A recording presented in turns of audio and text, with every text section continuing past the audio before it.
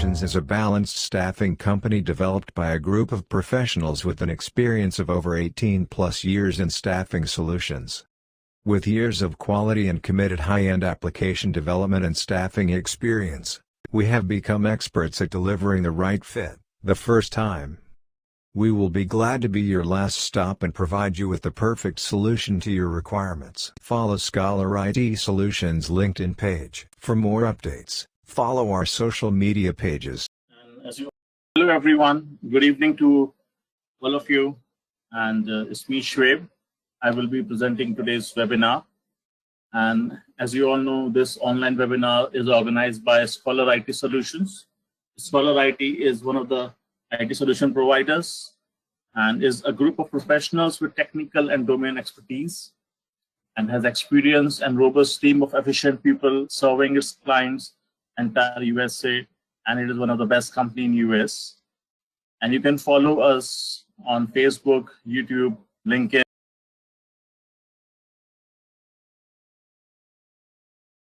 Okay, so today's webinar is on Oracle database upgrade. We will be discussing about the upgrades, and today we are going to upgrade a database which is on 11.204 and we will upgrade it to 19.3. Okay, that this is today's webinar. We will do a practical session on this. We will discuss step by step on all those things, right? If you have any questions, you can just drop it in the chat box. I will see those questions and will reply to those questions. Okay. Before we start this session, do anyone of you have any question? Just want to speak up? They are open to speak up. No questions, nothing. Okay, no issues. Let's proceed then. Okay, so first we'll talk about the certificate matrix. Okay, so as you can see here, this is Ravi. I have a question, Shoaib. So yes, Ravi. It's all single instance, right? But when it comes to 19, it's multi-tenancy, right? Yes, yes. So when we do an upgrade, so it is from so the 19C will be single tenancy only, or like multi-tenancy? Yes, in today's webinar, I'm just going to upgrade it from a single instance to the single instance, not on a not on the container database. Next seminar will be on that. Oh, got it. Okay, thank you. Okay, so as we just saw about the certification matrix here. So in this, I'm going to show you that we have we have a Red Hat Enterprise Linux 7 or we have Red Hat Enterprise Linux 8, and both of them are compatible with Oracle Database 19C. Okay, and then we just see this upgrade path compatibility matrix. Here we can see that if your source database is 11.204 and higher, okay, so you can directly upgrade it to 19C. Okay, so this is what, and right now we are working on 11.204, so we will be able to directly upgrade it to 19C. If you have other versions, like if you have 11.201, 11.01, so in this case you have to migrate it to first to 11.204, then we will be directly upgrading it to 19C. Okay, that's the path you have to follow. During the upgrade methods, you have multiple ways you can do upgrade. You have a DVUA database upgrade assistant. You can upgrade through that. You have a way of manual upgrades. You have table space transportation way of upgrading. You can use the export import data pump feature. You have the golden gate replication. So there are multiple methods you can use to upgrade the database. And today's seminar, we will be using the manual upgrade. In this method, you have like some steps need to be done. So there will be some prerequisites. We will see what are those prerequisites are there. And in this, we have to run a pre-upgrade.jar utility. We will see what happens when we run that. We have to perform some pre-upgrade actions, right? We will see those things. Then we have the upgrade database command, which will help us to upgrade the database. We will do that. And once the database upgraded, there are some post-upgrade steps that need to be followed. We will do all those things. So let's see what our environment is, we have 11204 database running, and we have installed and we will be installing 19 database here. Okay, we will be upgrading it to 19.3. It is on the same instance. Okay, this is a single instance. No CDBs are there, so we will be doing it here. We have installed 11G binaries for this, and we have the database configured for 11G. Let's see what it is and how does it looks like. So if you can see this thing. Okay, so as you can see here, we have a database here with a name called SHUAIB 11G, and we will be upgrading this database, okay, to 19C. We will see that. And okay, let's proceed then. So for the prerequisite says that you have to install 19C binaries, okay, and then you have to take the backup of the database. You can take an armament backup, or you can create a restore point if you want. Then you have to take the backups of some of the important Oracle files. We have to take those backups. We have to gather the stats. We have to empty the recycle bins. You have to check for the invalid objects. So these are some prerequisites that need to be done. Okay, we will see that. We have to install Oracle 19C binaries. We will see that. Okay, so this is a scripts which you can also use in order to take the backup. So as you can see here, I have an 11G armament backup script in which you have to set the Oracle SID. You have to set the Oracle base. You have to set the Oracle home. Then you can export these variables, and then you can connect to the armament target database, and you can just take the backup database. We have allocated few channels here, and then you will take the backup, and then you can also take the backup of the archive logs and the control files, and you can just cross-verify that all the backups have been done here. So this is the simple script in which you can take the backup of the database. Similarly, if you want, you can create the restore points. Okay, we have to create the restore points. We will do that. We have to take the backups of a few important files. For example, you can take the backup of the listener.ora or the tnsnames.ora, sqlnet.ora. If you have it, can take the backup of the SP file, password files. So these are the few important things, few important files that you need to be taken, that they should be taken a backup of. Okay, then there is this pre-upgrade stuff like the DBMS stats, gather dictionary stats. You have to purge the recycle bin, and then you have to check for the invalid objects. So you can do it from the select count stuff from DB objects where state is equal to invalid. Then you have to run this pre-upgrade.jar utility, right? We will see here what we will do is we will just make a directory so that we have some files which are auto-generated. It will come to this directory location, and this is the way you will run the pre-upgrade jar. Okay, this pre-upgrade jar need to be run from the 19C home. This need to be focused on, right? And when you run this pre-upgrade jar, you can see that this jar will give you the this three SQL scripts. One is the pre-upgrade.log, then there is the pre-upgrade_fixup.sql and the post-upgrade. So you have these fix-up SQLs with you, and you have to run these SQLs in order to check what things need to be fixed up before the upgrades and after the upgrades. Okay, we will see that. So I think let's start with this part, and then we will see how it's being done. So let me come up with the practical sessions that will be more interesting then.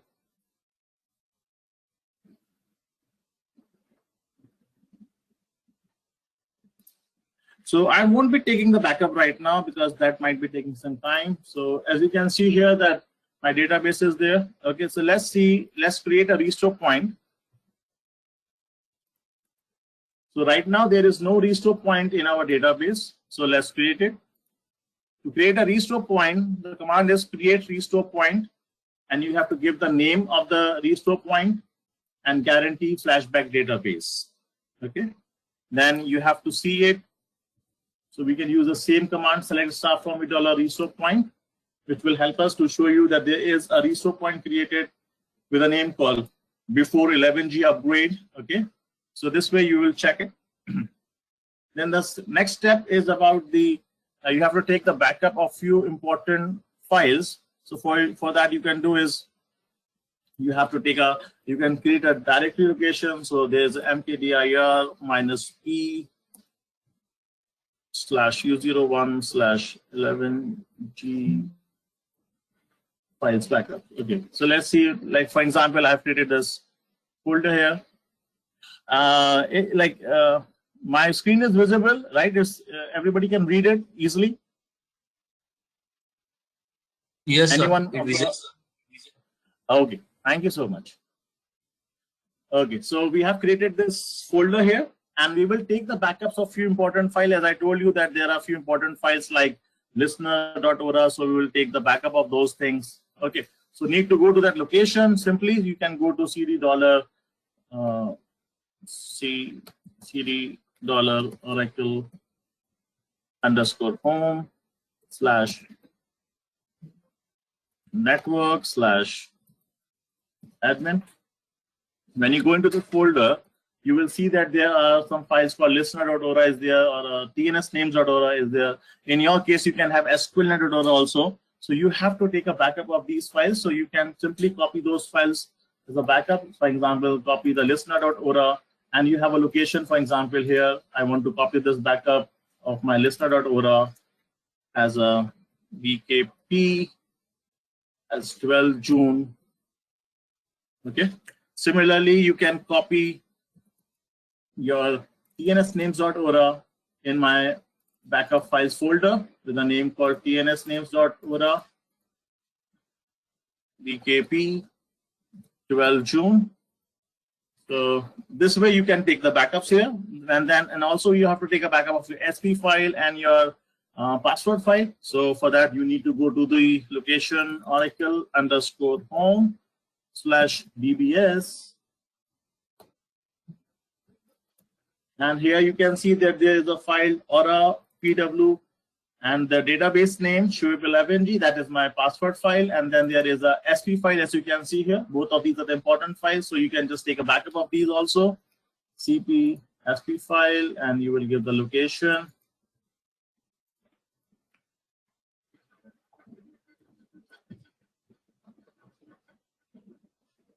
Okay, there's a mistake here. A space was there. Then you can copy the password file.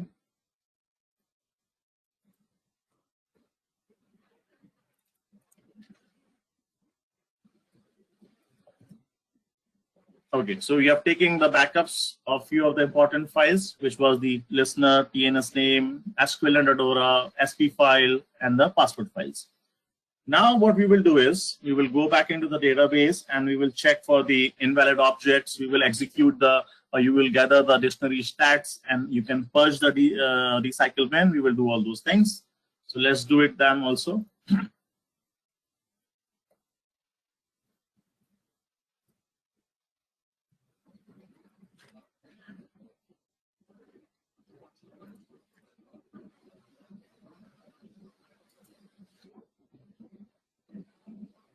So let me first gather the dictionary stats.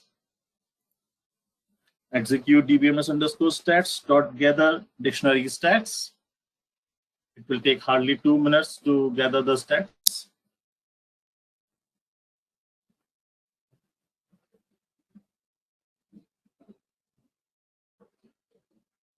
In the meantime, I can show you that where we will be installing. I have created my U02, and there is an app, Oracle product 19C DB home. Okay, so this is the location where my 19C Oracle home is installed, and here we will be using it. So I have pre-installed it in order to save some time. So as you can see here, the dictionary stats has been gathered. The next step is about the purging of the recycle bin. So you're going to do that. Okay, that is done. Then we will check how many invalid objects are there. Okay, so there are no invalid objects in our case. So now comes the next step, that you have to run the pre-upgrade job. Okay, so for that, it is better to create a directory in my case, I am creating a directory mkdir -p u01 11g 19c spool pre-upgrade. Okay, so I'm creating a directory location where all those important files, which are the post-upgrade SQL scripts or the pre-upgrade SQL scripts, they all will be located in this location. Okay, let's see what is my Oracle home set to.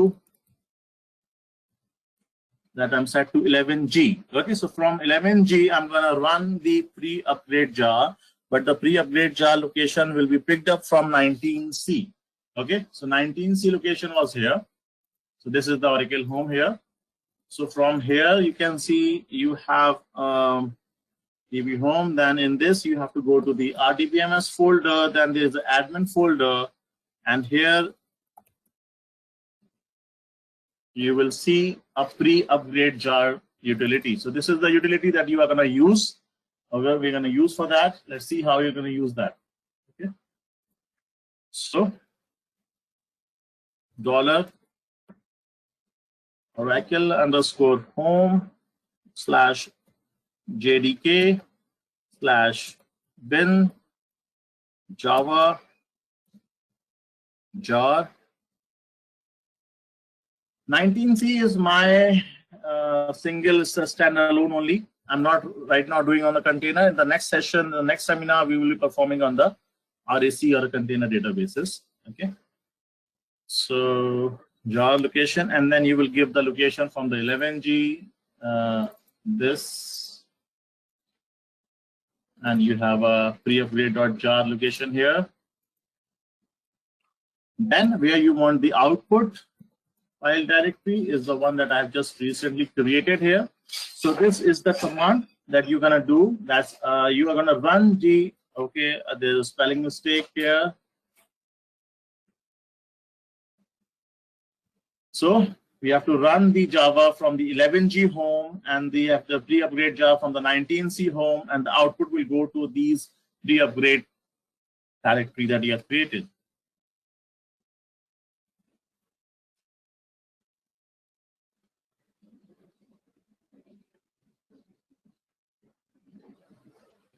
Okay, guys. So as you can see, the output of this is this. It says that there's a pre-upgrade summary. So as you can see here, some of the pre-upgrade .log is there. Pre-upgrade fixup SQL is there. Post-upgrade fixup SQL is being created. So this pre-upgrade fixup SQL need to be executed before we upgrade the database, and post-upgrade fixup will be executed once the upgrade has been done. Okay. So let's see what is inside this free upgrade fixer.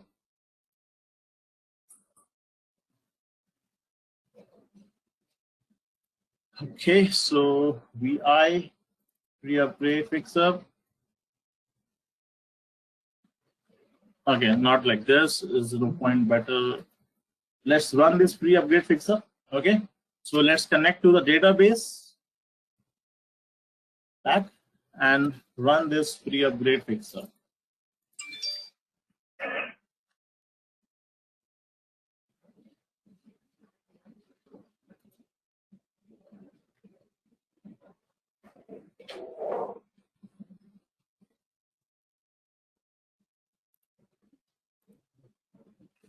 So when we are running this pre-upgrade fixup, okay, so let me show you the output. Then I'm going to come up this place.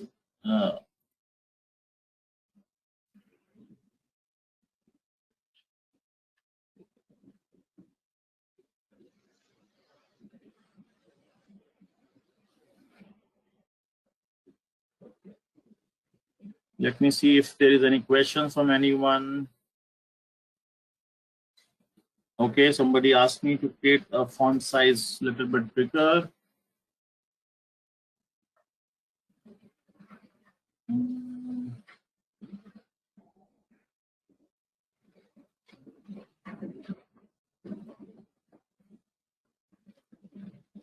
I hope this font size is good.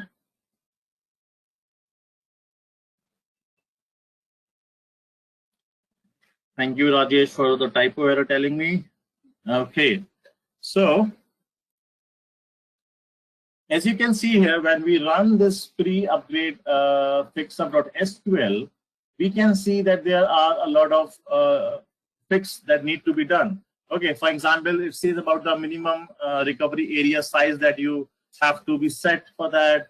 The parameter minimum value need to be fixed up. There is a EM present, you need to work on that. AMT exists, Apex manual upgrade. So there are a few things that need to be done. Okay, so we will work on all those things. And here you can see that this is the source database, which is on the 11G, and you are going to upgrade it to 19C. So this is the free accept we have executed right now, and it will show you that what all needs to be fixed up. We will try it and fix them up before running the upgrade. Okay, so let's move on the next step. So first, as you can see, is about the recovery area. Let's see how much recovery area is with us. Okay, so show parameter DB recovery area. So in our case, the DB recovery area is around 4182. So we need to increase this DB recovery area. Let's increase that DB recovery area. So the command for that would be alter system set DB recovery file dash size is equal to, for example, 10 gig. The scope is equal to SP file. Okay. Then it says about the parameter minimum value. We have to set the parameter minimum value. Let's see how much the value we have right now. Show parameter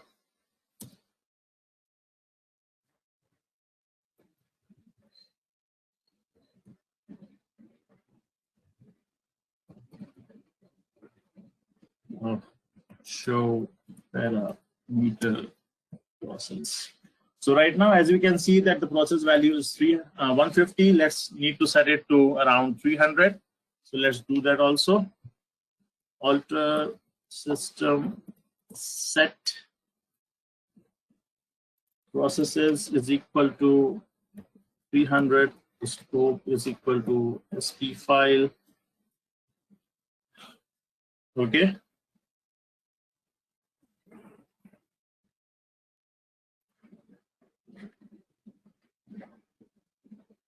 And in order to see where all these things are written, what you have to do is you have to go to this pre-upgrade.log. Let me go into this and let me show you from where I'm going to do all those things. So if you go to this pre-upgrade log, all those things will be shown up to here. As the first thing was about the DB recovery. Okay. So we set it, we increase the size to 10 gig. Then the second thing was about the processes, that you have to increase the processes from here. So that is about from 150 to 300. We did this work. Then the next step is about the enterprise manager. Okay, this is about the repository console. So let's see how to work on this. So what you can do is simple. Let me work here. Let me just duplicate this tab.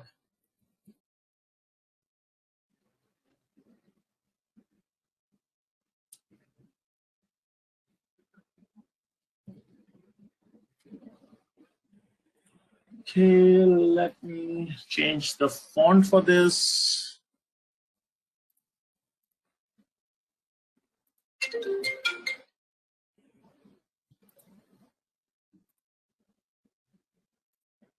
Let me open this file at this location.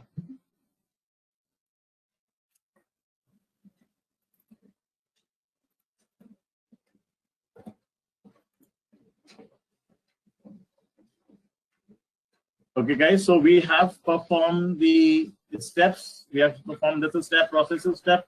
Now moving to the remove EM repository step. So we will be doing this. So it's in order to this, what you have to do is you have to check whether the status of the DB console is whether it is working or not. So let's check that first. You have a command called emctl status DB console. Okay, so in our case, the 11G is not running, so we don't need to worry about stopping this console. What you can do, you have to use the EM remove command. So what you have to do is you have to use the EM remove from the 19C home. So let's go to the 19C home. In the 19C home, I'm U01 hierarchical home here. In this, you have to go to the RDBMS admin, and here you will see a file called emremove.sql. Okay, so we will copy this emremove,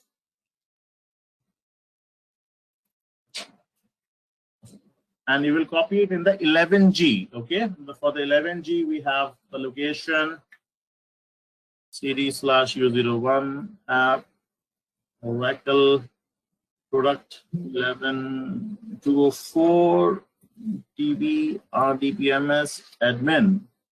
So we will do this location here, and so we will copy the EM remove from 19C to the 11G. Okay, then what we are going to do is we are going to use this EM remove SQL in order to remove it.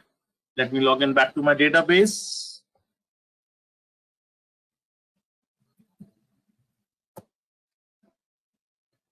Okay, and then I'm going to run that command.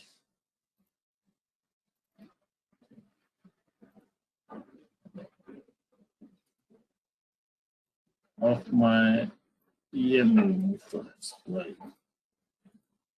Okay, as you can see here, it takes about the remove of EM repository. We didn't have any DB console running, so we didn't need to stop it. Okay, then you have to EM remove, and it tells you that you have to copy the this EM remove from 19C home into the 11G home, and we did that. We copied that. Okay, so these are some steps that you need to follow. Okay, so let me remove this file here.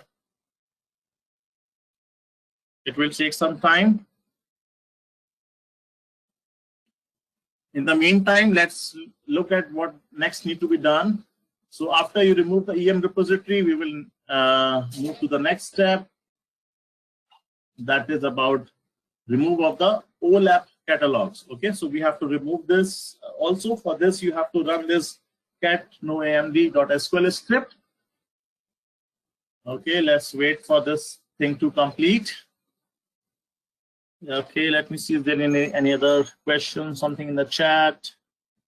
Okay, in the meantime, if any of the any of the viewers want any questions, if they have any questions in their mind, they can put up. In the meantime, we move next things. Any questions, anybody?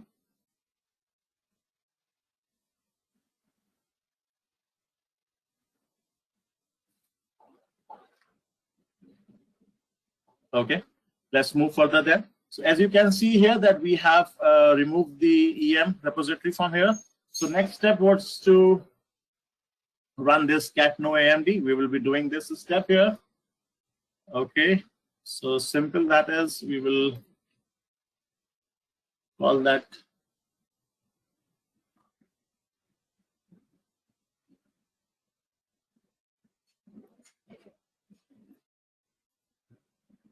then here we have this OLAP admin, and in this you have this cat noamd.sql.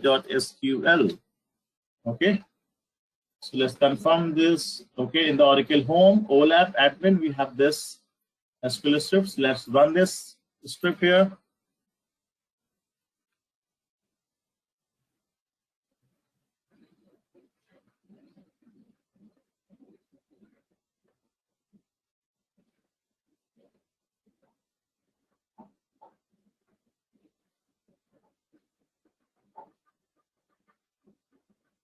Okay, so we are done with this also. Let's move what is in the next. Next thing is about the upgrade of your Oracle Express. Well, in this scenario, we don't need require in this section, but still I will show you to upgrade how to upgrade this Apex. Okay, so it says the database contains the Apex version of 3.2, but we need at least 18.2. So for this, let's see how we can check it out and what needs to be done for this. So what you need to do is you need to check this way.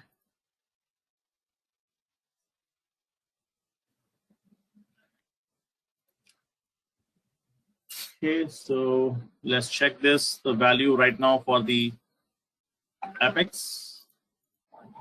So as you can see here in the database, currently the Oracle Application Express is 3.2.1, but what the upgrade recommendation is that you should have at least 18.2 and above. So we have to upgrade this. So for this, guys, what you need to do is you need to download the Apex version. So I did that before, and I already have that. And let's see where it is. So let me show you that also. So in my CD media,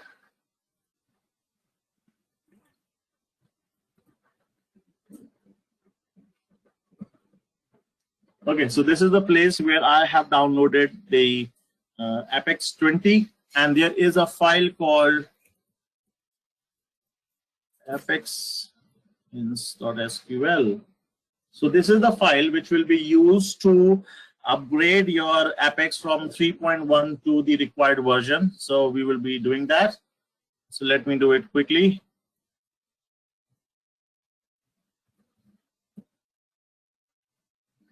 It will take time, so let's run this. So for this, I was at the same location. Then we need to run this. There is a command called apex.sql.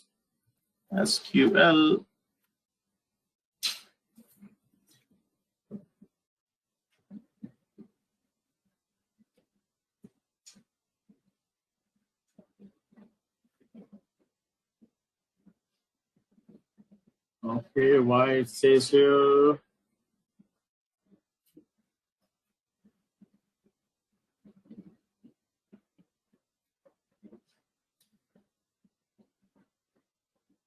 Okay, the problem was that I used a wrong command. That thing, the command is, this should be 10. Okay, so as you can see here, it says the table spaces temp does not exist. So I did a wrong typo error here. Let me connect to my database again and run the correct syntax. Temp, and then I will get this.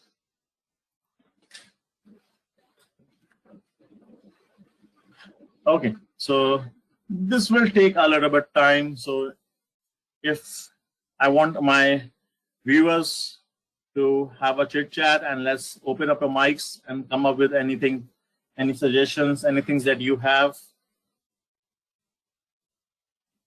Oh, why do we give sysocks while upgrading Apex? That because the Apex information goes into that stable space. So that's the way you have to do this. That's a command here. And you have to upgrade the sys Apex. If you will go into the guide installation guides how to upgrade the Apex, you will get the syntax there. Okay.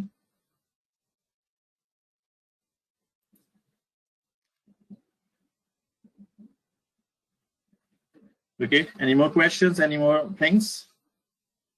Hello, sir. Can you start from first? Like, can you just briefly explain? Actually, I joined 10 minutes late, so I missed that part starting. Okay, guys. So as I told you in the, okay, let me show you with my screen then. So as this friend of ours joined late, so for him, see, so for the upgrades, what we require is that we have to install the 19C binaries. We did that. Then it's required to take a backup or the restore points. We did that also. Then there you have to take the backups of important files like the TNS names and the listener.ora. Then there was the SP file or the Aura password file. And then you have to gather the stats. So these are some prerequisites that we did. And after this, we run the post upgrades. sorry, not the post upgrades. For example, we just this gather dictionary stats was done. The recycle was purged. We check for the invalid objects there, and then we run this pre-upgrade.jar utility, and we have to create a folder, a directory here, so that it can keep all those information, the scripts that will be generated from the pre-upgrade.jar. And as you can see here, there is a utility called this pre-upgrade.jar, which will be run from the 19C home, right? So we are running from the 11G home, and once you run this, you can see that there are the 3 files which are being generated. One is the pre-upgrade.log, and then there is a pre-upgrade fixup.sql and the post-upgrade.fixup.sql, right? So right now, as you can see here, which I showed on my screen.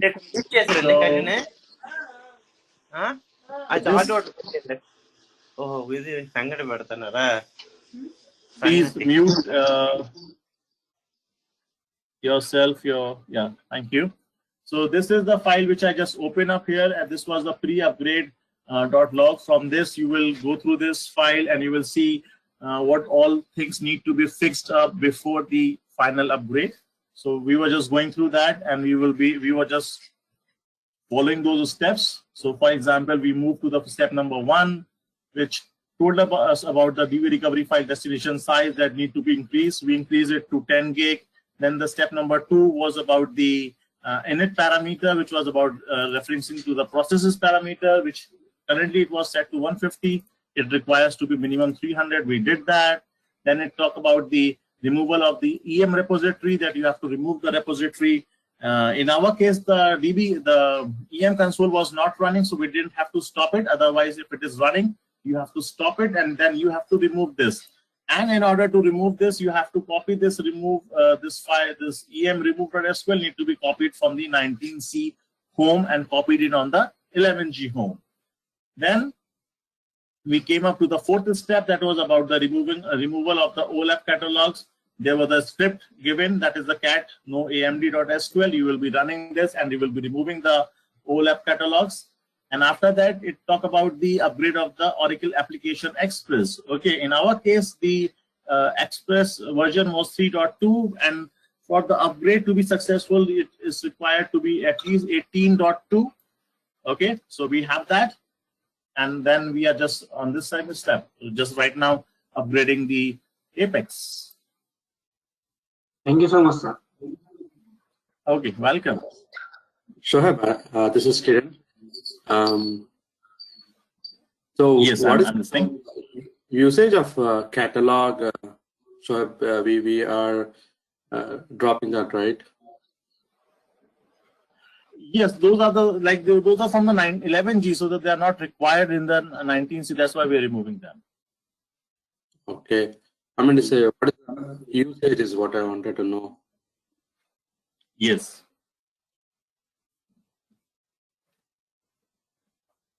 And Apex, mandatory that we have to remove the Apex, or still we can ignore that and go ahead with the upgrade? Absolutely. Yes, we can remove, we can ignore the Apex, but in order to, I have seen that multiple companies do require Apex, they do use Apex, so there you have to upgrade Apex also. So that is why I thought in this webinar we can show our viewers that how to upgrade the Apex. Mostly normally people don't upgrade this, right? So that's why I thought of upgrading it to Apex also, because this is a new thing. Mostly people don't do it, so that's why I just thought of doing it. Yeah. Yeah. And one more thing is, like, I have experience on migrating from 11G to 12C. So we use pre-upgrade.SQL script, but in 19C, what I see is it's pre-upgrade has to run. So do we have pre-upgrade.SQL as well over here, or it's mandatory that we need to only run pre-upgrade.jar? I didn't get your question, please. Please come again once again. Yeah, I migrated from 11G to 12C, so we have pre-upgrade.SQL, right?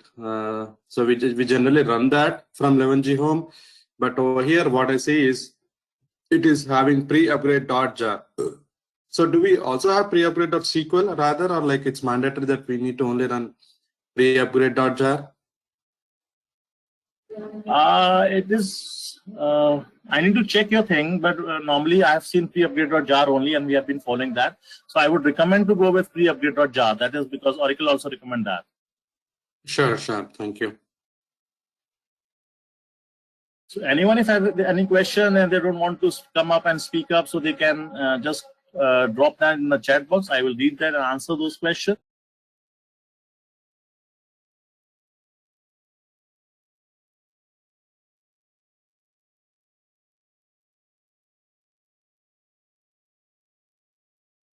You are free to come up with the next seminars and sessions that I should take and I should go with up. You can give me some suggestions. If you feel like that something is missing or something is that you require it, so you can let me know that. So can you explain the restore point we use for like backup or like the compared to database RMN backup? So yes, normally the restore point that we have created will help us to revert back if something goes wrong. And for example, if right now you think of going back, right? So how would you do that? So either if you have a backup, you will restore everything and then recover everything. That is one way. Or if you have a restore point, then you just need to flashback, right? So which is a much faster way of recovering things. So that's why we have this restore point. Yeah.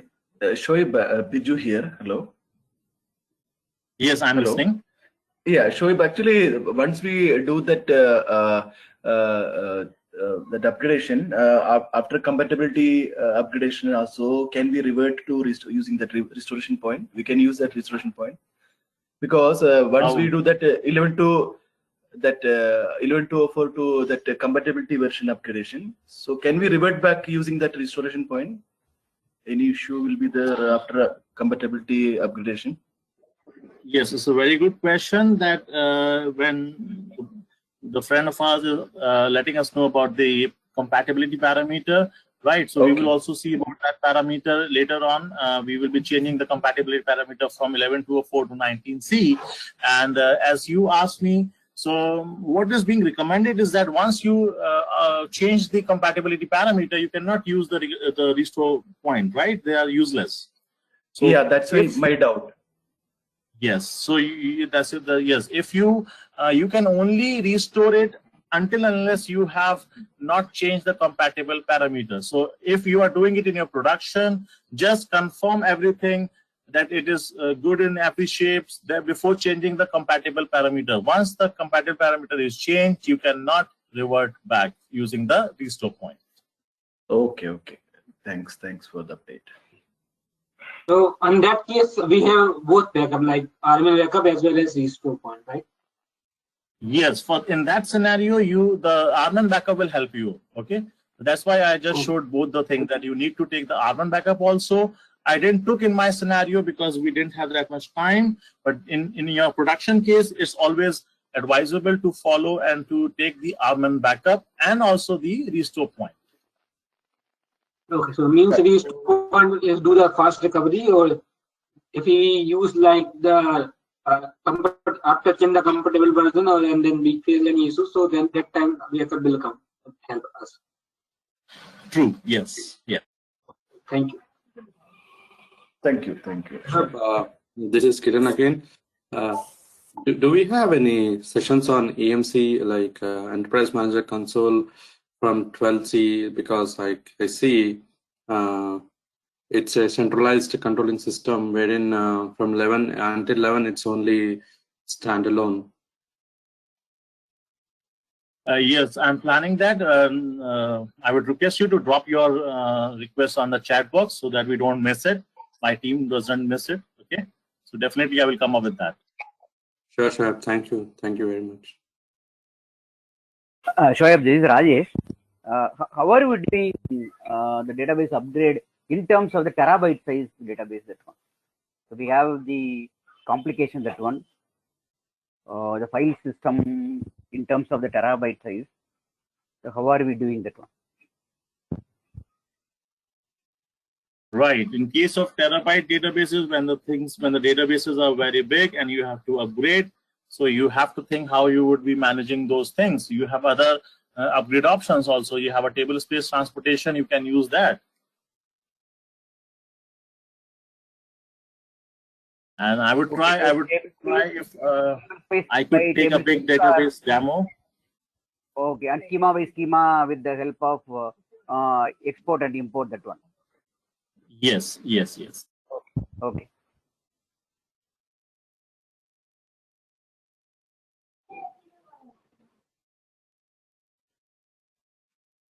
Hello, sir.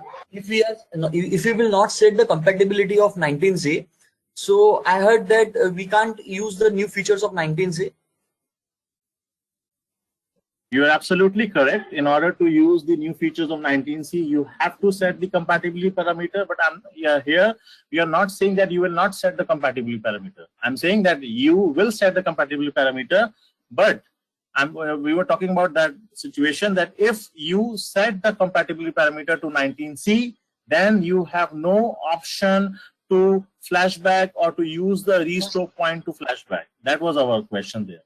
Okay.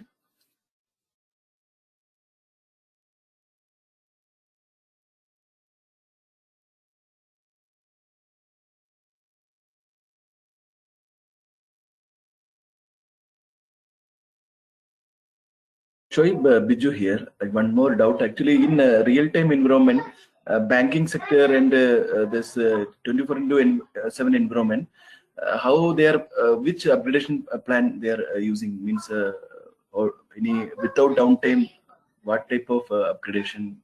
Can you guide us or can you give some suggestions? Yes, I just told you that about the transport table space. We did follow that thing also, or you can use the Golden Gate replication tool also. In both of the way, we have been doing it for the critical and for the banking sectors. Okay. Because maybe in banking, that data guard environment, first they will do in the standby, then physical, right? Means that primary they will do later. First, I think that type of environment they are doing it, I believe. Yes, definitely. Whenever you are doing it in your for your company, definitely there would be, first of all, you would be doing on the lower environments, then you would be moving on the upper environment. So once you did on the lower, then you will go on the standby, and then you go on the production. Okay, perfect. Thank you.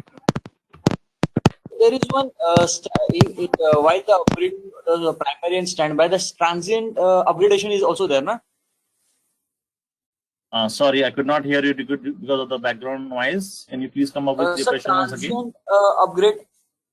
I'm talking about transient upgrade in primary and standby.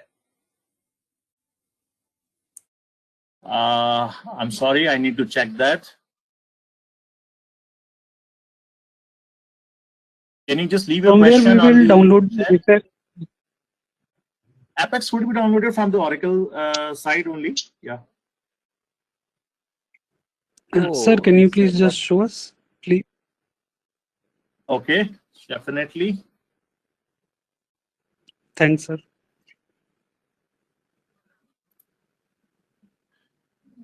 Let me see where I... Okay, so this is the place from where you can download the Apex. You can go to the oracle.com, tools, download Apex archives. Okay, so from here you can download the Apex. Okay.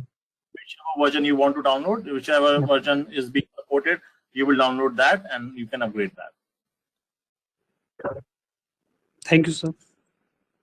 Welcome.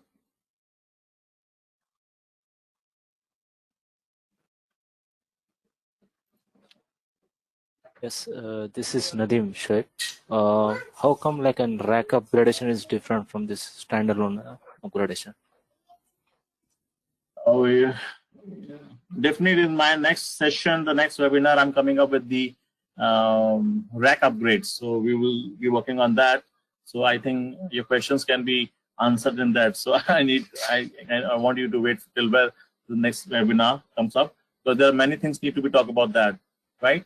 So my next webinar will be upgrades on the RAC environment only. Okay, thanks.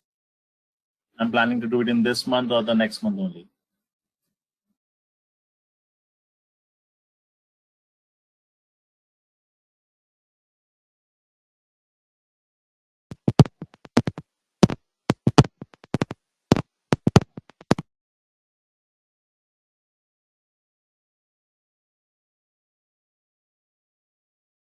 Okay, friends, so we have upgraded the Apex version. So let's check what is the Apex version right now. So we have upgraded to 20.1. So it was 3.1. So we have upgraded our Apex to 20.1.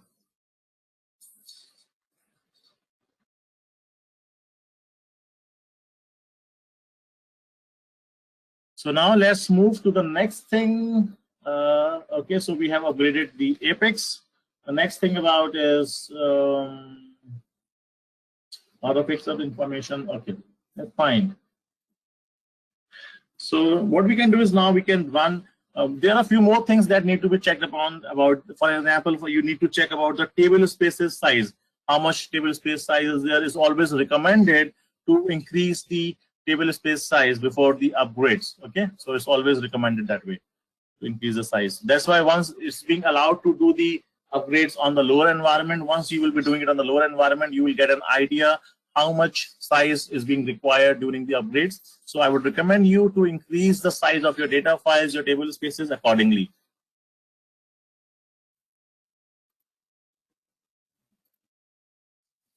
Let me check how much size do I have right now. Okay, there is some.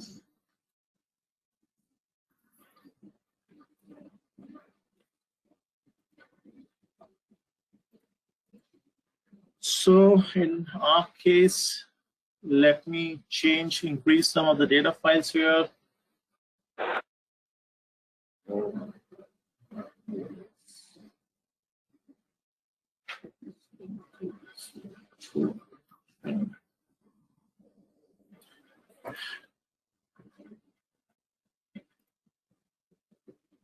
Okay, let me show you how to increase the size also for my few of the customers and my viewers. If they don't know how to change this, let me show you. Alter database, data file. Then we will give the location of my data file. This is for my sysocs. Let me resize it to around like 800 M. Okay, let me resize my system to around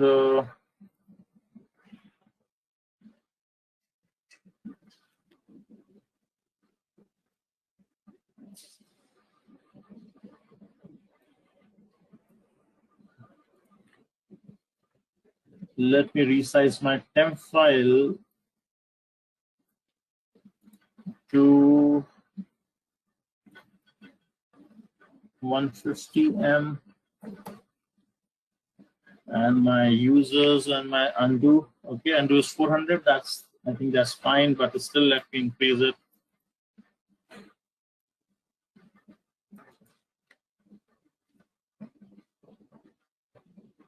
to around 500 M.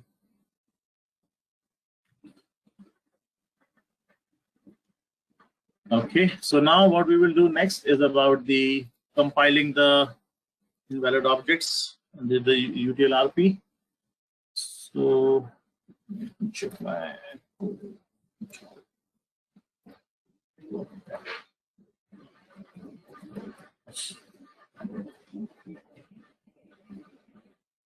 okay, so I'm gonna run my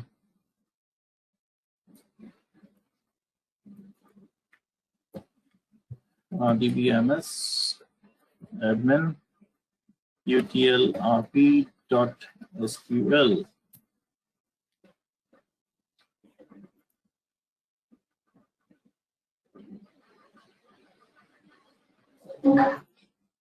This will also take some few minutes. Let's wait for that.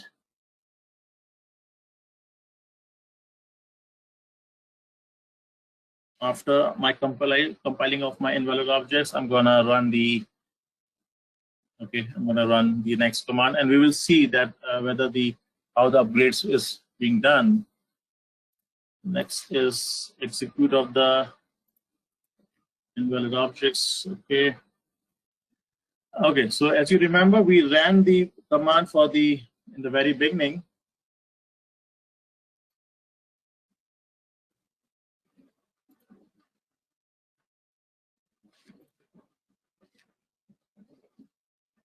We did this, we check all these things. Okay, so now let's run this fix up scripts in order to see what is the situation right now. Okay.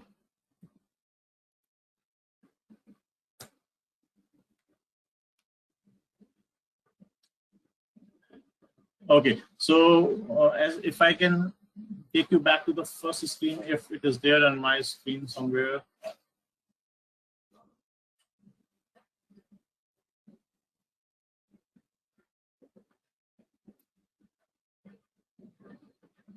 Okay, guys, as you can see here in this output, it says about all those things: EM present, manual fix-up recommended, AMD manual fix-up recommended, Apex manual fix-up recommended. So we have made a lot of changes here. That's why in our output now this all went to none, none, none. But the recovery area and the parameter minimum value does not have been fixed up. But I did make a change. It will be fixed up once I will shut it down and start up. Okay, so shut me D8. Because I did my changes in my SP file.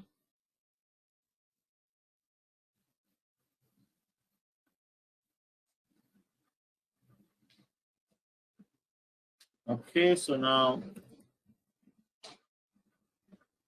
startup.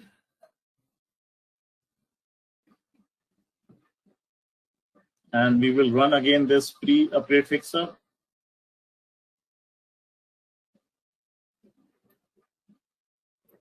So this time you will not see these two coming up, okay?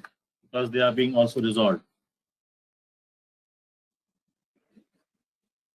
So we can see here in the output that everything has been resolved, none, none, none, none for everything, okay? So now the next step is about the upgrade. So we will see how to upgrade those things. Okay, so before upgrade, you need to check whether the listener is running or not. So if it is running, we have to stop it. So in our case, the listener is not running. If it would have been running, you should have stopped the listeners from the 11G home. Okay, then we will move to the next steps. Then I'm going to show you what are the next steps. Okay, so let me stop my database here.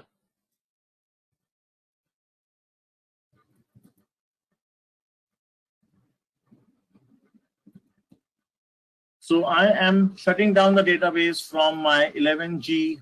Okay, so I'm shutting it down. So now comes the important area where you have to look upon it, how you have to do it. So as you know, for the upgrade, you have to open the database from the 19C home now, and you have to run the database upgrade command. So we will see those steps. Okay. So I have shut it down the database from my 11G home. So now what I'm going to do is I'm going to go up and make some changes in my VI etc or a tab. As you can see here, let me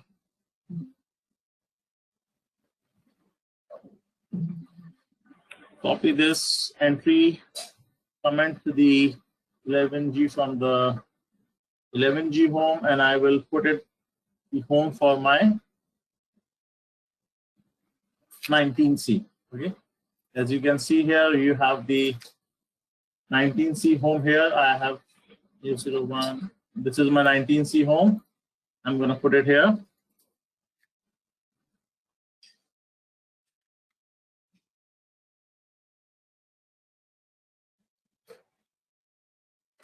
I'm sorry, there is an issue with some power here. Let me just reconnect again. Huh? Am I audible now? Yes, yes. Yes. Okay. So, and the screen is also visible, right? So coming here, let me change here. So now we will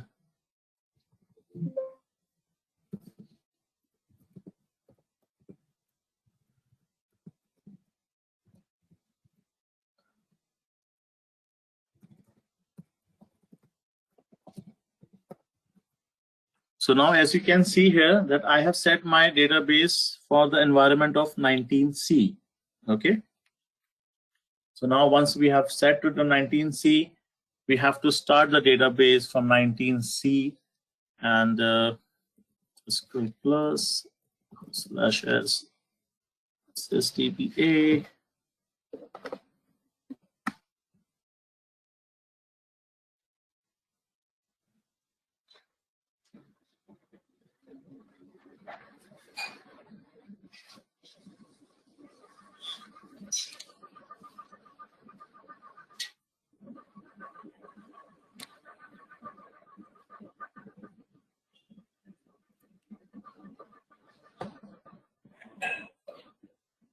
I hope my screen and my voice is both visible and audible. Because Yes. just I just got my PowerPoint. Okay, thank you. So as you can see here, so I have started the database using my 19C home, and the next step is right now it is connected to idle instance. And what we have to do is we have to start the database in startup upgrade mode. So the command for that is startup upgrade. Okay, sorry, the spelling.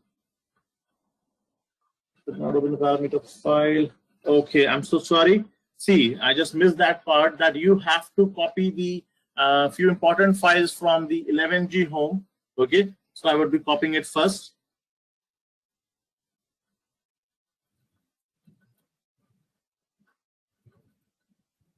Okay, so going back to my 11G home. So that you can see on a tab, the CD /dbs. Here are the two important files that need to be taken to the 19C home. One is the password file and another one is the SP file. Okay, so I would be copying my password file and my SP file to my 19C home /dbs. So let's check whether it is there now or not. Okay, so we have the SP file and the password file now. So let's start again. So setting the environment to the 19C home, checking the home value, it is set to 19. Start the database. And you have to say startup upgrade.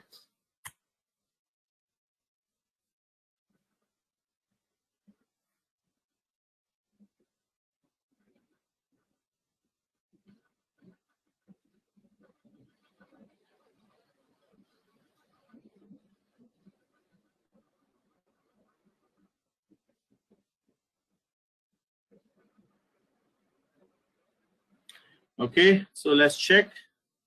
Select name, open_mode, comma, database role, whether we are working on CDB, version, status from $database, comma, $instance. So as you can see here, so database is open and migrate. Okay, you need to check before doing the running the upgrade. So you need to check this. Okay, and the version is 19. So now the next step is to run the DB upgrade. Okay, so let's go there and run the DB upgrade. So need to go to cd $oracle_home/bin. And here you can see multiple files in the bin directory. Let me check out the one which we require. That is the upgrade, DB upgrade. Okay, so as you can see here, this is the DB upgrade that we require, which will be run manually. Okay, so let's run this command, /DB upgrade. And you have other methods in order to run it parallelly.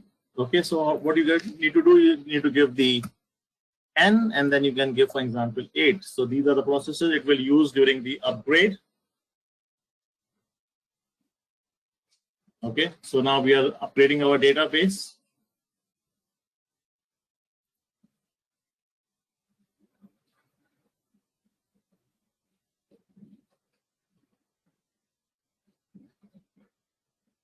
So as you can see here, the database name is Shoaib 11G. The database version was 11.204.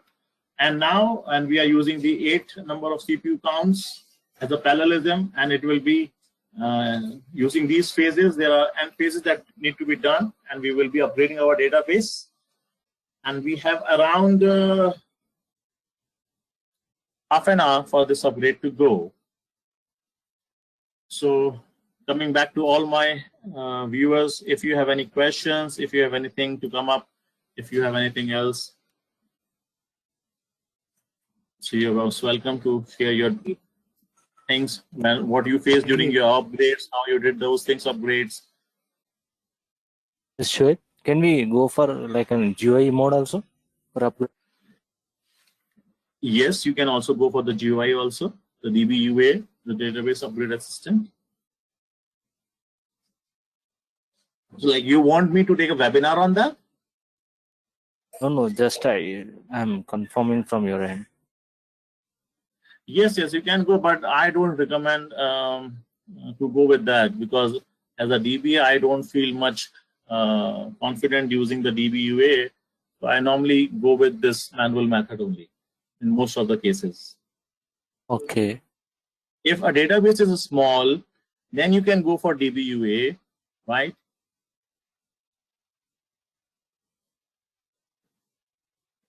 So what kind of issues usually we used to get while upgrading?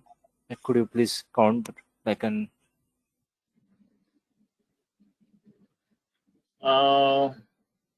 See, normally that's why I just said that whenever we upgrade, we don't go the upgrades directly on the production. We normally go on the lower environments, so that we can just note down all the errors and all the mistakes that we do, and that should not be done with the production. And in production, we have a number of things going on. We have other applications also running. So many times it happens those applications do create a problem. So for example, as just now you just see this Apex. So once Apex was not upgraded, so during the final upgrade, we had to face a lot of problem. So in this manner, your applications, your work environment, your company to company working culture will be looked upon. So that's why you need to check. You need to raise a Oracle SR with that also, so that if you face any errors, if you have any hidden parameters, so all those things need to be looked upon. So there would be multiple scenarios, multiple things that I have faced upon. So out of those few are that, like I just saw this Apex one, I just saw about the hidden parameters there. So that was there. And some application, the third-party application were also integrated. So need to check that also. Okay, so Rajesh is asking and just saying that listener should be down. Yes. Absolutely nobody should be working on that during the upgrade cloud. Sir, sometimes we see that underscore parameters are also there. So how shall we take care of those underscore parameters? Yes, those hidden parameters, the underscore parameters, I just said before that yes, those are being recommended by Oracle and they are application specific. So during the upgrades, that's why I just said that you need to raise an Oracle SR during the upgrades and during the testing of the lower environments. So if your company is using those underscore hidden parameters, you have to take the Oracle support help for that. And in order to whether you need them during the upgrades or do you need to remove them during the upgrades, and then you can apply them after the upgrades. That need to be taken care by the Oracle support. Okay, thanks, sir.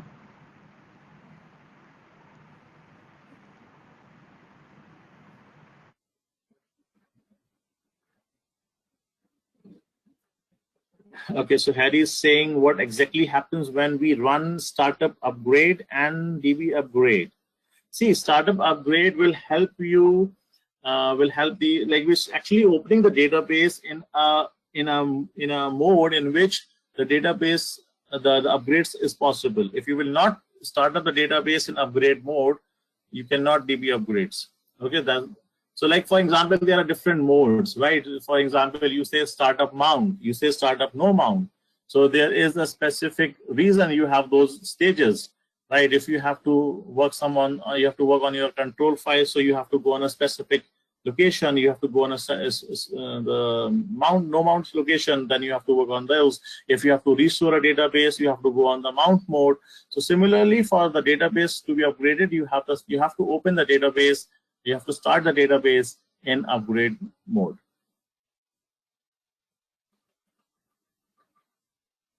Yeah, thanks.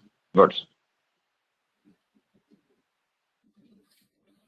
Okay, in the meantime, let me go with my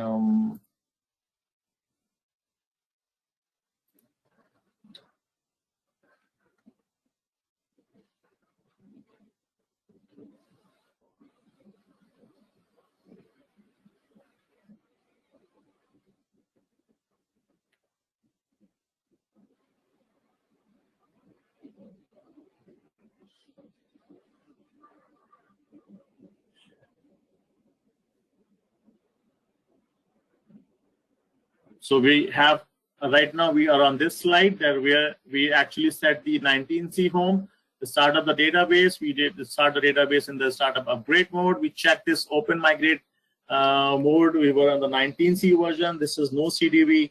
Okay, the next seminar I'm going to put it up in the, it would be in the CDB PDB concepts and the REC environments.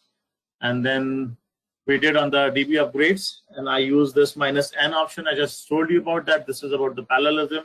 In order to speed up your DB upgrade process, you can use this.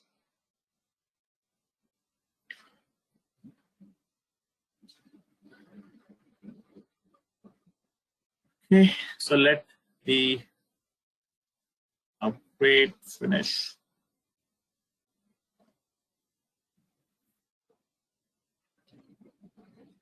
Okay, there's Rajesh says about the ASM instance.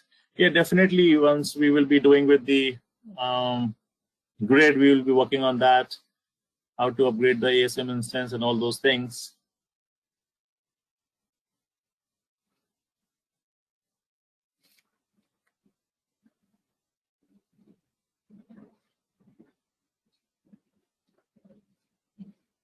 Gaurav, if you just see, I think we have shared this PDFs format, the documents, so you can go through those documents.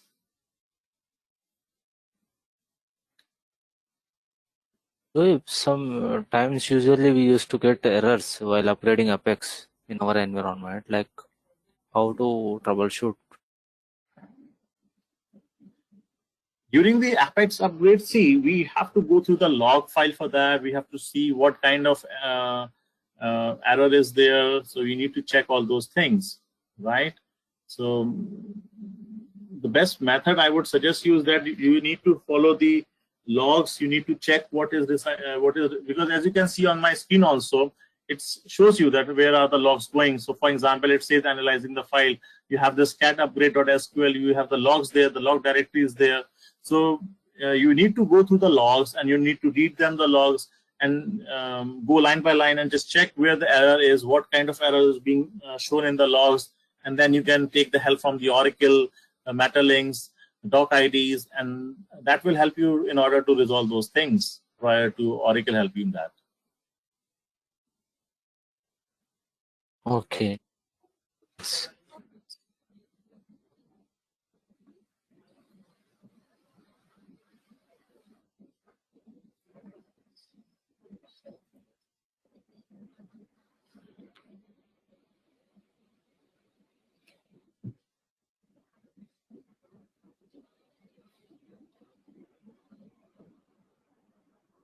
Guys, just give me 5 minutes. I just go and drink water, and you can also take a break because this upgrade will take around I think 10 minutes more. So you are free to have a break. You can just have your water or anything. We will just come back in 5-10 minutes.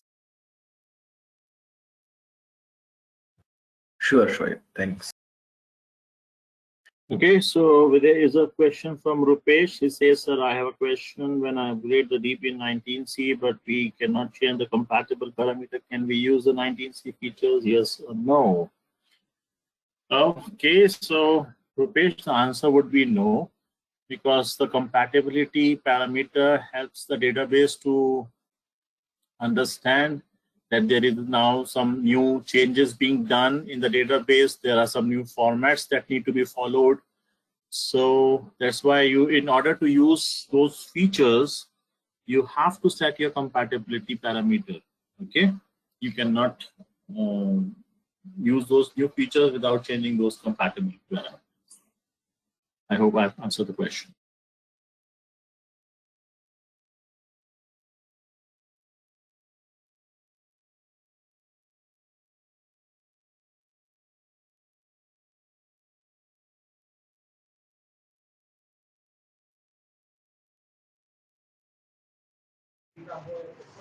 Sir, can I suggest next video for the education purpose? Definitely, you can suggest. It's only these webinars are only being done for you people, so that you are getting the help from these things, Sure, right? So yes, sir, definitely, definitely. you are open to give your inputs, your suggestions, but yeah, that's the thing. I am gonna pick up the webinars and all those things which are more, which is a majority of that. Okay, but that's not that I won't take your suggestion into account. Definitely, I will. Right. So you are please you can write those things, suggestions on the chat. Yeah, sure, sir. Sir, can we know, like, in your next video, like how the patching can be done on all nodes at the same time, like not by the in the rolling, not in the rolling manner, but all nodes at the same time. Why you want to do that way? Because, sir, actually in my organization, what is happening? We get the downtime. So the positive is in just 1 hour only, all 4 nodes are getting completed. But if we'll go by the rolling manner, like definitely the time will be around 4 hours. So it depends upon the organization whether they are giving the downtime or not. So in my case, they are giving. So I just wanted to know what little bit of change is required from the rolling to the all nodes at a time. In my entire career, I have always loved to go with the rolling fashion only. Okay. Yes, sir. And I think that would be the best way only to upgrades and do the patchings, all those things. So it's always advisable to go with the roll-up fashion. Just patch first node and then you will move to the second node. Okay, if you just patch it all those nodes and something goes wrong, so you have to roll back all the patches on all the nodes. That will also take time. So I think the recommended method would be to do the patching using the roll-up, okay, node by node, and every that's the recommended method also from Oracle, and it saves times also. It gives the your company can also keep on working on the other nodes, so there is no disturbance to them also. So Right, I think that's a very good thing that Oracle has given to us. So yeah, right, use right, and right. choose that way only. Yeah, sure. Sir, suppose SG of our database is 4 GB and user is running one query, and suppose this has been calculated that the is like the total consumption of whatever is being required, he will be consuming around 16 GB of space. So will his query get executed, or will it stop at every, like when 4 GB result is being shown, then it will stop, and then again it will, like what will be, maybe my question is something wrong, but I have seen this question in the interview. Okay, yes. Yeah, that's an interview question. And Yes, sir. that's a long question actually need to be answered here. And yeah, so I think you can just drop your email ID. So I would reply on that. Okay.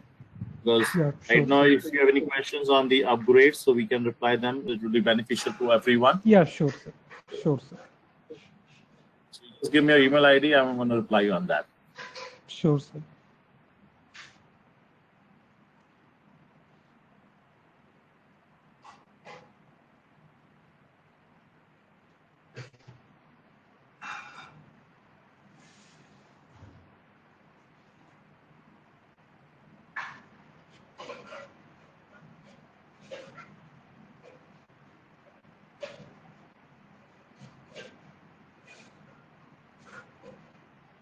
Ahmed, I'm not. Your question is not clear. So can you please write your question in a little bit more detail? Thank you. My question is, if we have a huge database, more than 1 terabyte, more than 1 terabyte in size, can we skip statistic calculation? Because it will take a huge number of hours. Yes. So see, in that scenario, that's why I just in the beginning session I just told that whenever we upgrade, we don't upgrade directly on the production. It is always better to do the upgrades on the lower environment, or you can just take a backup of your production, restore it somewhere, and try to upgrade it first. Okay. So first test it out on your test machines, test environments, lower environments, and that will give you a clear picture how much time that upgrade will take, and in that manner you can do most of the calculations.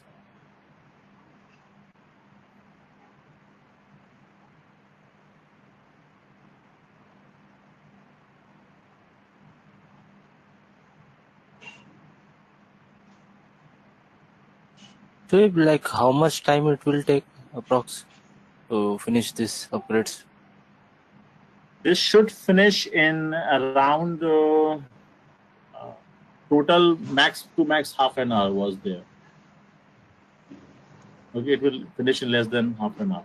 So if database size is huge, then the same scenario, same time it will take? Definitely. Not half an hour, it will take accordingly. But in that scenarios, it depends on the CPU power, also the processing power. You can increase the parallelism, and that can change the completion time. So depend upon the resource, right? Right. It depends on the CPU resources. Okay.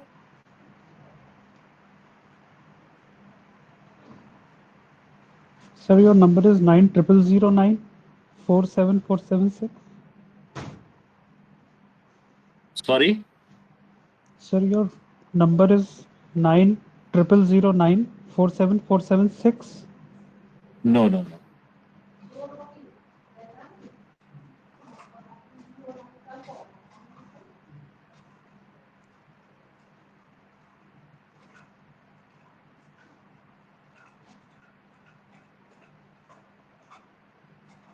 Thank you, Mujibta. I will just reply this questions of yours on your email, right? Okay, sir. Thank you.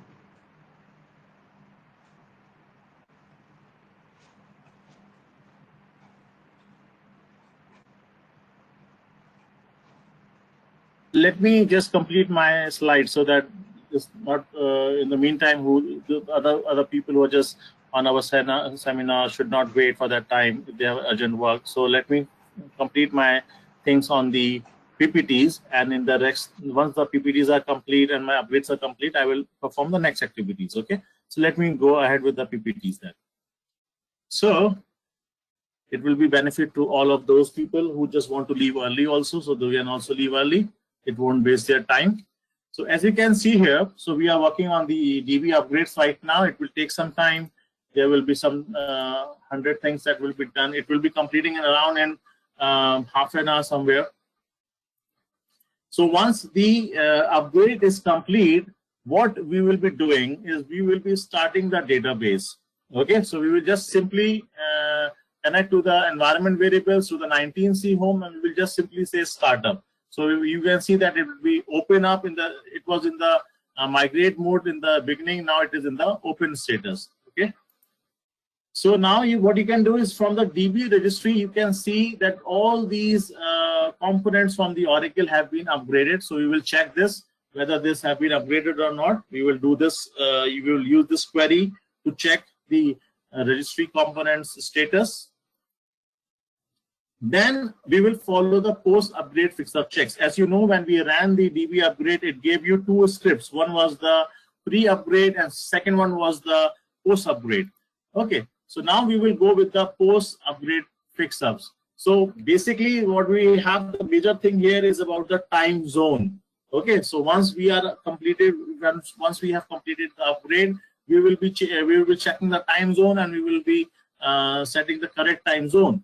Okay, so in our scenario, when we will check the time zone, so we will check that. So this is the way you will check the time zone from the $time_zone_ file. So we will check and we will see that the time zone right now is 14. So what you have to do is you have to change the time zone. For that, you have to shut down the database. You have to again start up the database, and we will be running some queries in order to change our time zone to time zone 32. Okay. So that is the way you will be doing. These are some queries you will be doing here. We have to start up the database 1 or 2 times for this scenario, and we have to change the time zone to 32. So you have to check this in your environment that the time zone has been changed. Okay, it's a very required thing. So that is the number one. That is the post upgrade. You have to change the time zone configuration. And then there are some things that about the utility that will just show you how much time it took for the upgrade and all those things which are being upgraded. Then what we have to do is you have to run this cat uppst.sql script. After the post upgrades, you have to run the utlrp.sql. Okay, we will run this in order to compile our invalid objects. We will see which objects are invalid. We have to compile them manually. So we have to compile them manually after the utlrp. Then you will check whether these objects have been compiled or not, and you have to check whether they are invalid state or the valid state. We have to check those from this command from the db_objects view. Okay, then after making all the changes, we will be running the post upgrade fix-up again in order to see whether all those things have been set to none. Once it has been set to none, what you have to do is you have to change the compatible parameter. So currently, after the upgrade, you will see that the database compatible parameter would be 11.204, and we have to change it to 19. So there's a command called alter system set compatible equal to 19.0.0, scope equal to SP file. You will shut it down in order to make this compatible parameter into effect. You will start up the database and you will shut down. Sorry, you will check this compatible parameter. And one of our friends asked this question that in order, if we have changed this compatible parameter, can we use the restore points to fall back? No. Okay. So at this point, if you think that you want to roll back, if you want to go back using the flashback scenarios of your restore points, you can move back. Okay, in your testing environment, you can use this feature of your restore points. You can move back. But if you have set the compatible parameter to 19, you will not be able to use your restore points in order to go back to your old 11.204 scenario. Then only you have left with only one scenario, that you have to drop your database and you have to restore your database from the last good backup. Then in the very end, you can check the DB registry settings, that whether all your versions have been set to 19. That is the last command that we will be doing.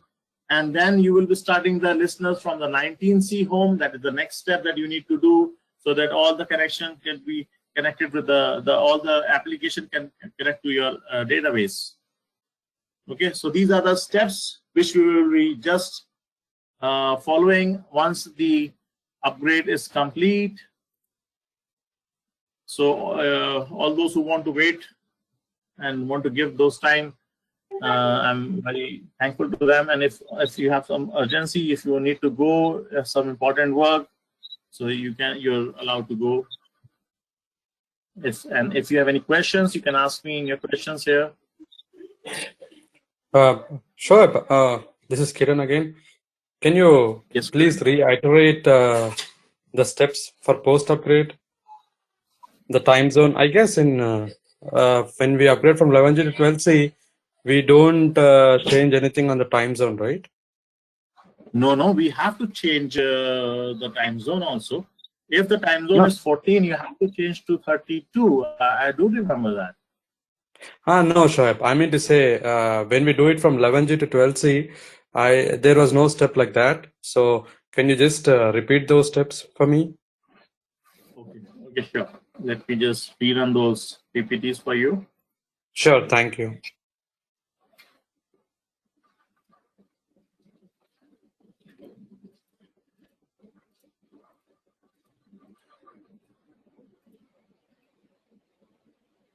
Okay, so as you can see here on the screen, you just use this select star from $V time zone. It will show you the current time zone, which is around 14 in my database. From 11G I'm moving.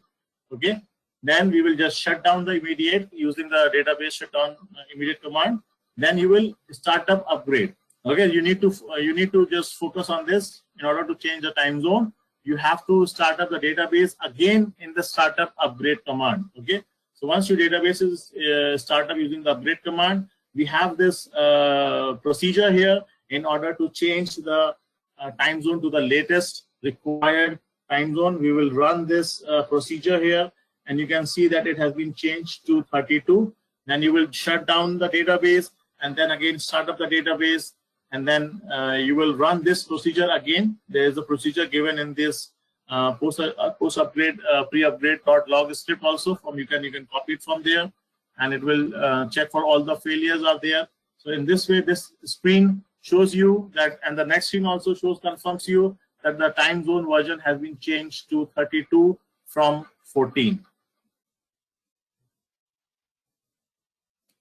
Thanks, Shoaib. Thank you, Kiran.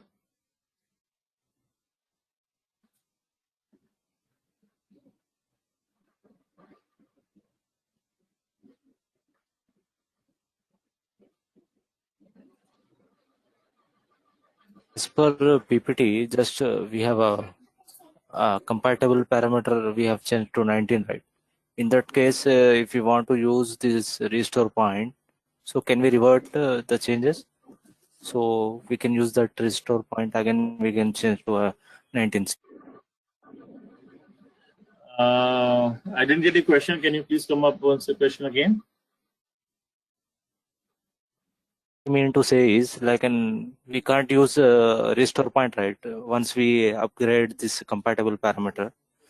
So Yes, if you want to use while restore point, if you want to use, in that case we can we change revert back to 11 point something the compatible parameter version to use that. I have never tried that.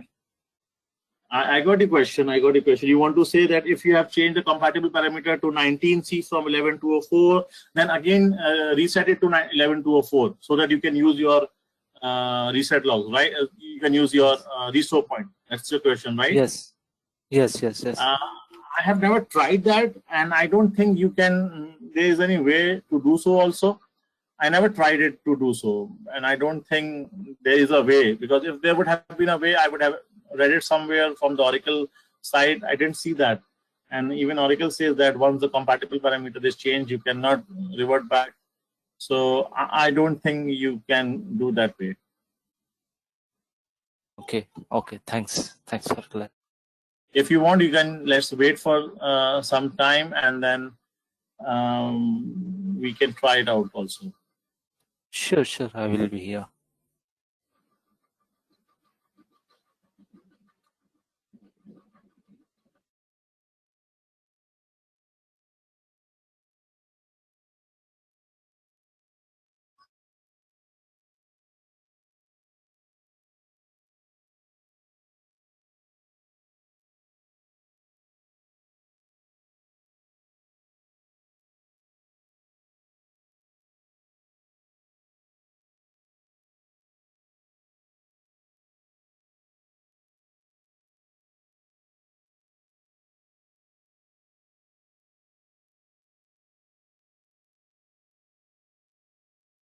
Shoaib, do you have any plan to show the demo on the Exadata environment? See, currently nobody is using the standalone that one. So everybody is using Exadata environment. So is there any plan to show the demo on the Exadata environment? On the Exadata environment, yes, but there won't be any change in that scenario, right? Because how does that environment makes a difference there? No, actually, we need to consider both Exadata patching and DB patching and other activities.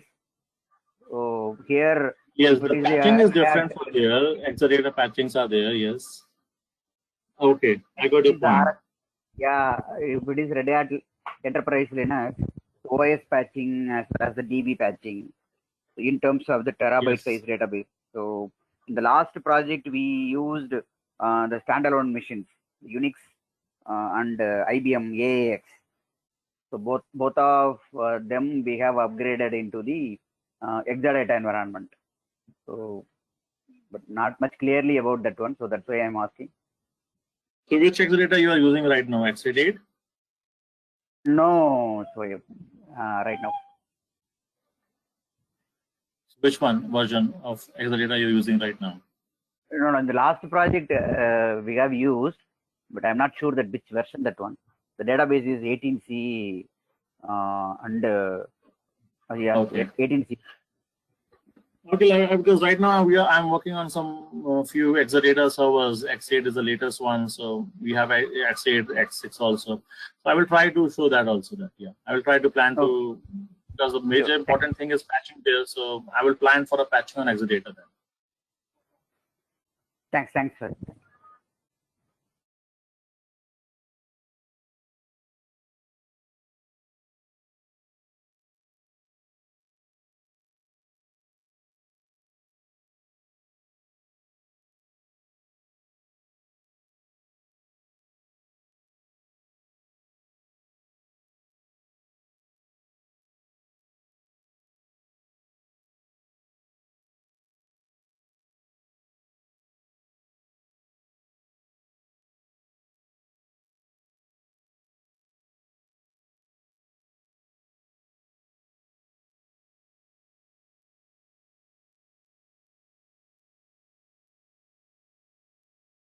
So in the meantime, let's utilize our time. So if anyone wants to have some basic questions for the Oracle database, they can come up with any doubts, any questions. Let me see if I can answer those things for you.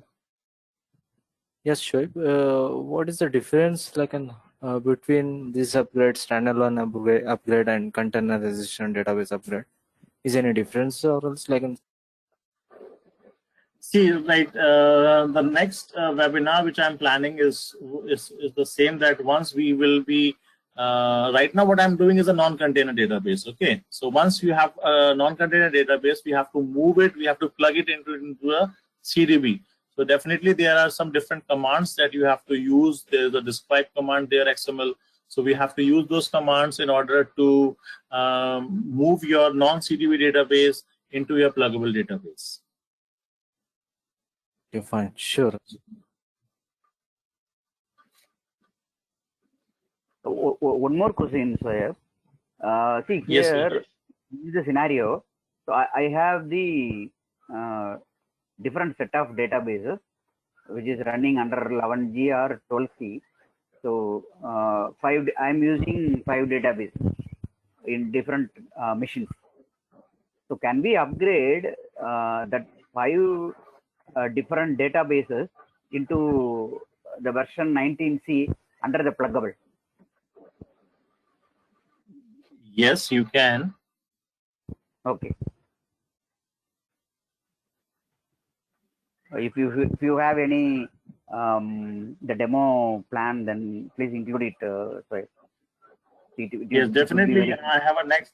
Yes, the next demo is about that only. That once we have upgraded it to the non-CDB, I will be just changing them to the PDBs, to the container database. So that is my next way.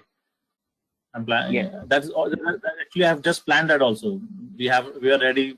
We are looking for the date for that. And once the date are cleared, we will work on. We will just do the seminar. Everything is ready for that. Thanks, sir. So last time, what happened? Oracle technical team, they did it the upgradation from 12C to 19C. Non-container, different set of the non-container databases into the container under pluggable. So we have not seen that upgradation. So if you have any plan, then it would be very helpful. Sir. Yes, I can do that. In the next seminar, definitely I can do that.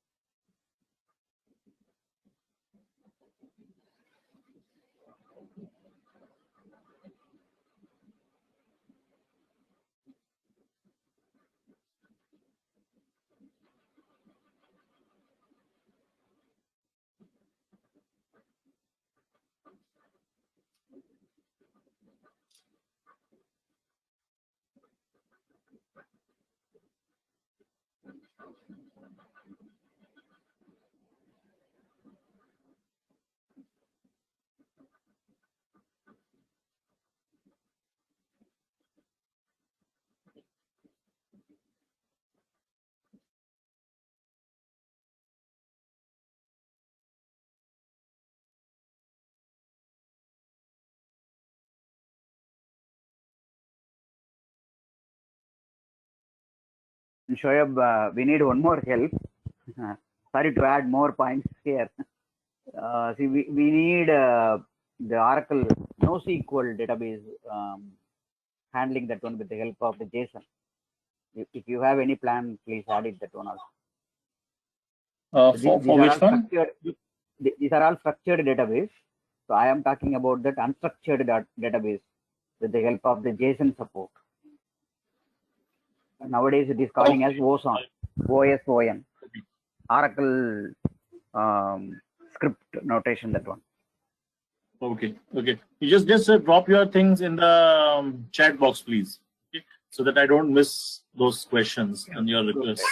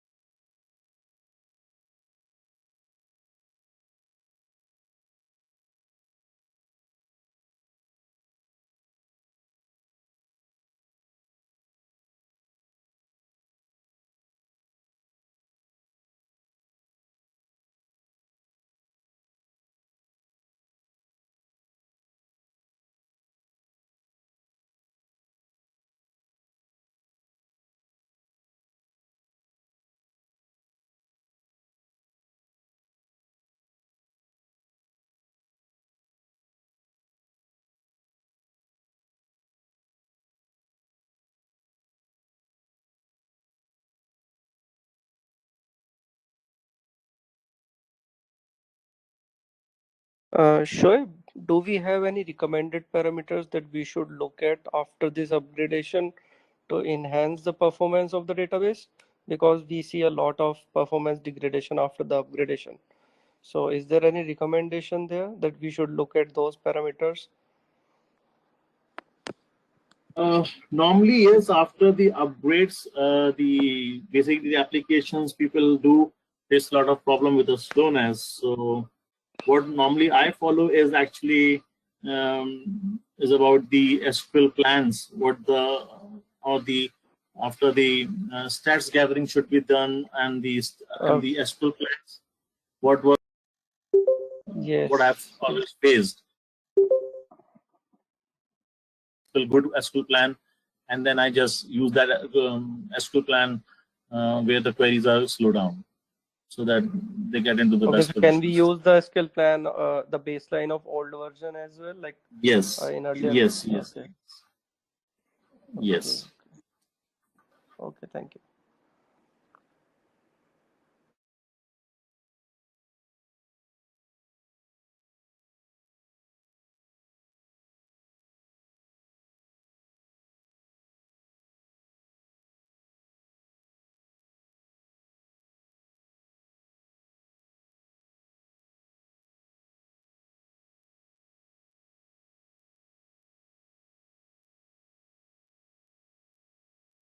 Okay, so let's not waste some more time.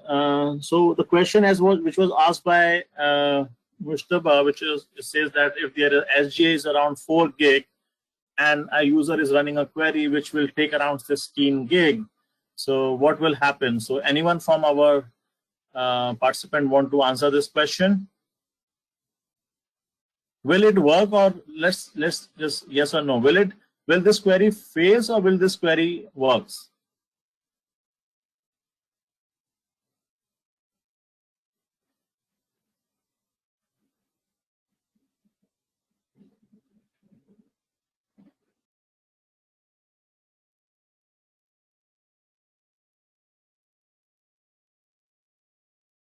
Now we will check the time zone version. It is 32 here. Okay, so now the 32 version which we wanted for the upgrades to be successful.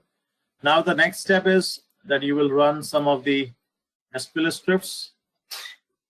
One is the utlust. This will show you how much full version is there, how much time it took, and all those things. And then what you will check, you will run the one more script, that is a cat uppst script. Once that is done, we will check for the invalid objects, whether there are some invalid objects still in there or not. Okay, so there are still invalid objects here. We will check for.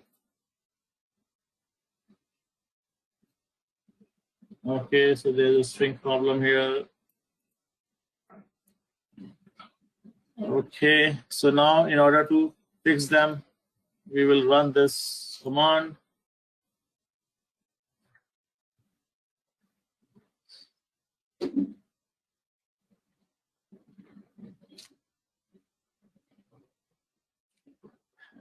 Thank you, Biju.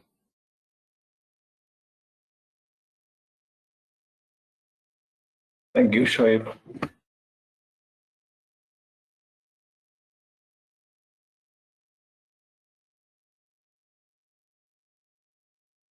These sessions are only possible because of participants like you. Another one who are still there with us.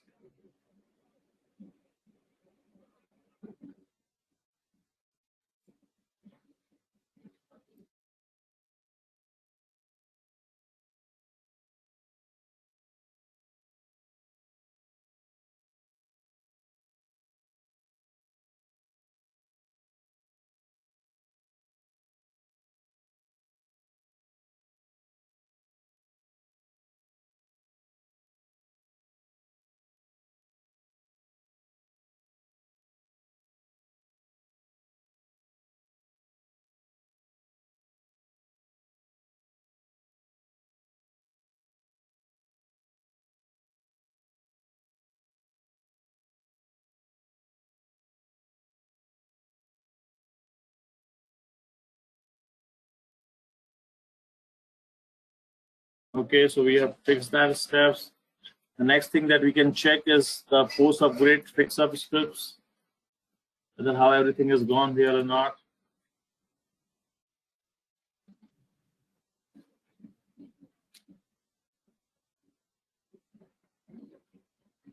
Okay, so you can see here the old time zone, which was a problematic in the beginning, is now being changed to the one which is being required. So now we will show the compatible parameter. So as you can see here, the compatible parameter is 1124. So what I'm going to do is we're going to change this compatible parameter with alter system set. The compatible parameter is equal to 19 dot. Okay, scope is equal to SP file. Now we have to shut down the database in order to take into effect.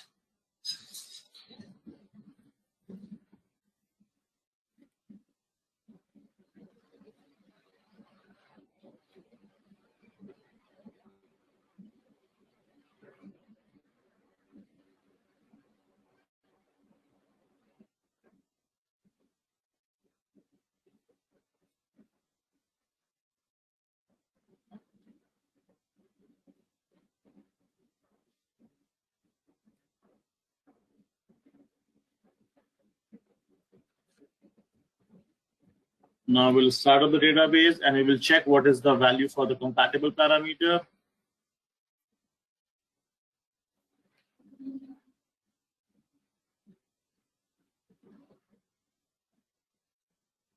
Okay, so now as you can see here, we had a question here with one of the friends, and he said that about this compatible parameter. So this is what Oracle recommends here, that when you change the parameter, it says cannot advance compatibility from 11.204 to this, because there we already have this guaranteed restore points, so we cannot use that. Okay, so let me change it so that I can use that.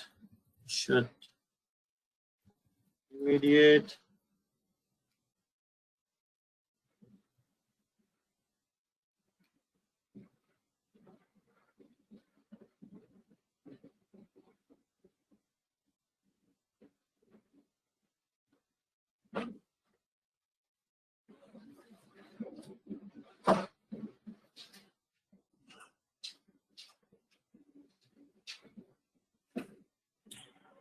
Okay, and then what I'm gonna do is I'm gonna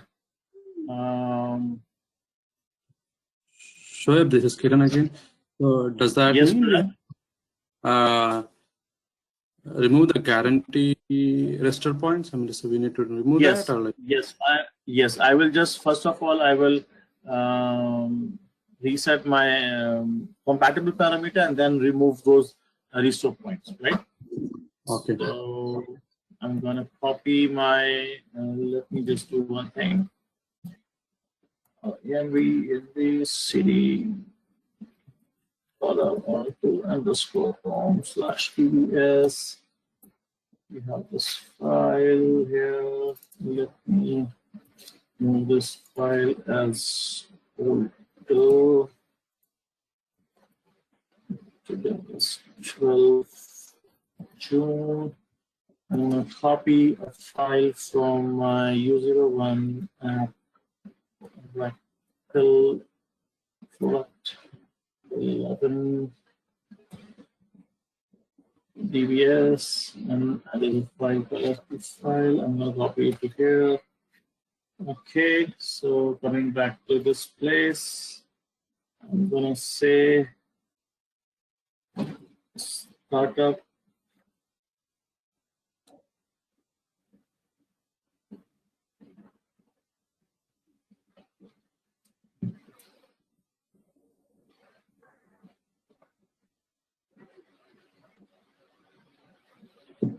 Okay, show parameter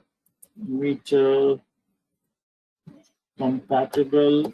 It is 11.204. Select star from the $free_point.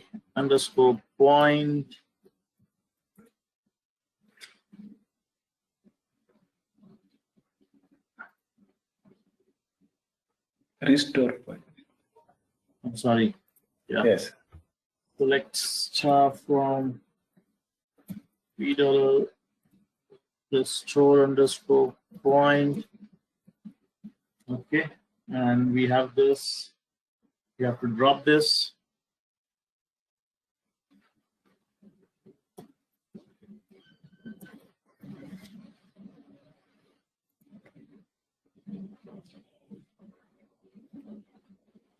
Show parameter compatible, and then we will change the compatible. What we did here, simply, then we will shut immediate.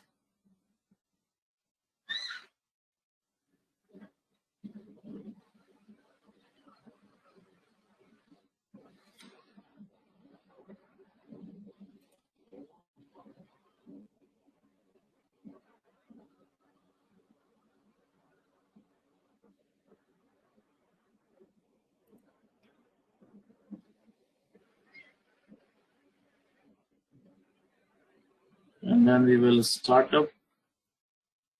So now this time it won't give any error because for the compatible parameter, the restore point is not there.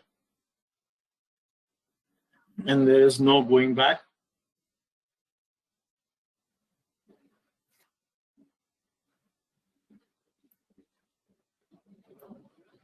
You will see check the compatible parameter, that is 19.0.0.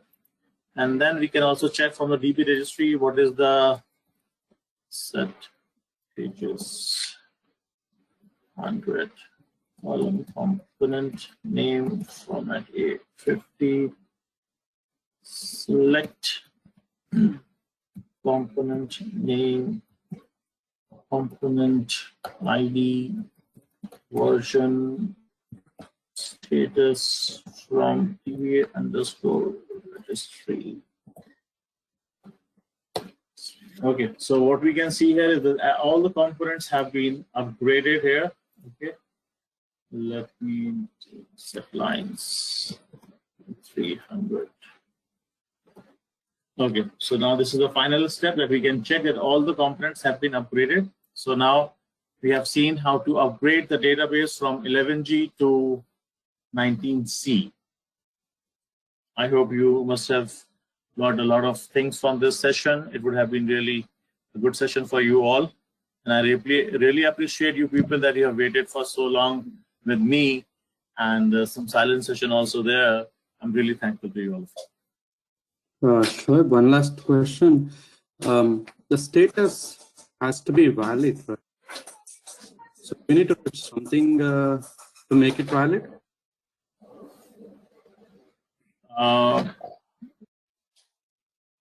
I remember UTLRP. Shoaib? Actually, UTLRP was not run, right? Yeah. No, but Yes, the status as well. So I guess we need to run one more script for it to make it valid. For invalid objects, we need to run that UTLRP. Yeah, that is utilrp.sql for invalids.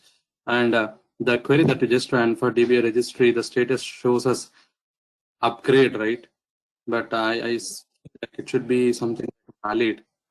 So I think there will be one more script that we have to run for it to get valid, if I'm not wrong.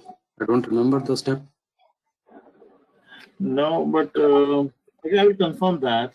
I think I will. I think so. You can run utilrp. After that, check the status valid. Correct.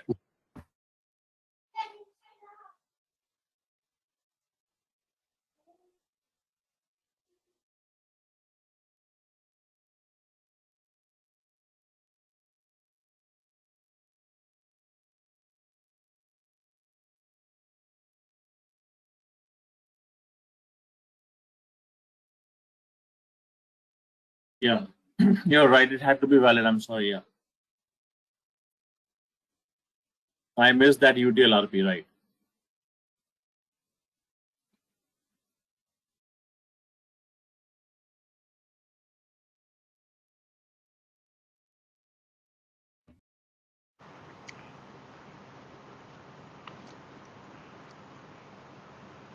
It's okay, sir. You have already very beautifully explained the entire session.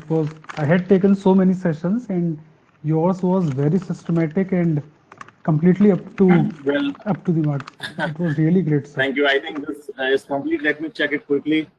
What is the status here? It is a great session, sir. Yeah, Yes. let me check the registry status here.